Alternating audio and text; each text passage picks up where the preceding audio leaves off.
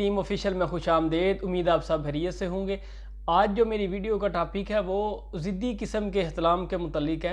Video शुरू करने से पहले अगर अभी तक आपने मेरे चैनल को सब्सक्राइब नहीं किया, चैनल को सब्सक्राइब कर दें और वीडियो को एंड तक लाजमी देखें। कुछ लोगों को बेहतियाती और बद परहेज़ी की वजह से, अपनी गलत कार्यों की वजह से इख्तिलाम इस हद तक शदीद हो जाता है कि उन्हें एक हफ़्ते में 3-3, 4-4 और 5-5 दफ़ा भी हत्ता के लोगों को इस मर्ज़ का मसला है। ठीक है, उसी के सिलसिले में मैं एक नुस्खा लेके आया हूँ कि जो बिल्कुल आम और सस्ता सा है, 30-40 रुपये में तैयार होने वाला है और फ़ायदे के लिहाज से हज़ारों रुपये के जो नुस्खे हैं उनको मात देने वाला है। चीज़ें आप नोट कर लें।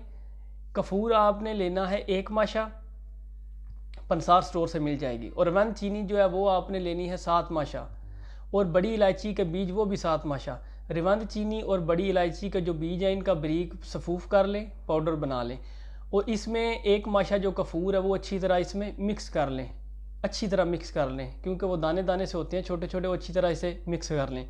मिक्स करने के बाद आपने इसकी 7 अदद पुड़ियाँ बनानी है।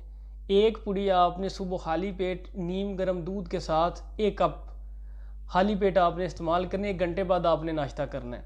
7 दिन इस्तेमाल कर लें तो अल्लाह पाक के फजलो करम से पुराना जो इख्तिलाम है उसका ख़ात्मा होना शुरू हो जाएगा। अगर थोड़ी बहुत शिकायत रह जाती है तो आप 1 हफ़्ता और इस्तेमाल कर सकते हैं। ठीक है, इसके दौरान आपने परहेज़ क्या करना है? इसके दौरान आपने गर्म चीज़ें, पराठा, चावल, पकोड़े, समोसे और फास्ट फूड, इस तरह की जितनी चीज़ें आपने उन सब से परहेज़ करना है। और कुदरती ग़िज़ा जो है वो नेचुरल चीज़ें जो हैं घर की, आपने सिर्फ वो खानी है जो आम और बिल्कुल सादा सी हो, कि जिससे मैदे के ऊपर बोझ ना पड़े। तो अगर आप ये नुस्खा परहेज़ के साथ इस्तेमाल करेंगे तो अल्लाह पाक के फजलो करम से पुराना जो इख्तिलाम है वो भी जड़ से ख़त्म हो जाएगा। अगर आपको मेरी ये वीडियो अच्छी लगी है, वीडियो को लाइक करें, शेयर करें, कमेंट करें, और नई वीडियो आने तक के लिए अल्लाह हाफिज़।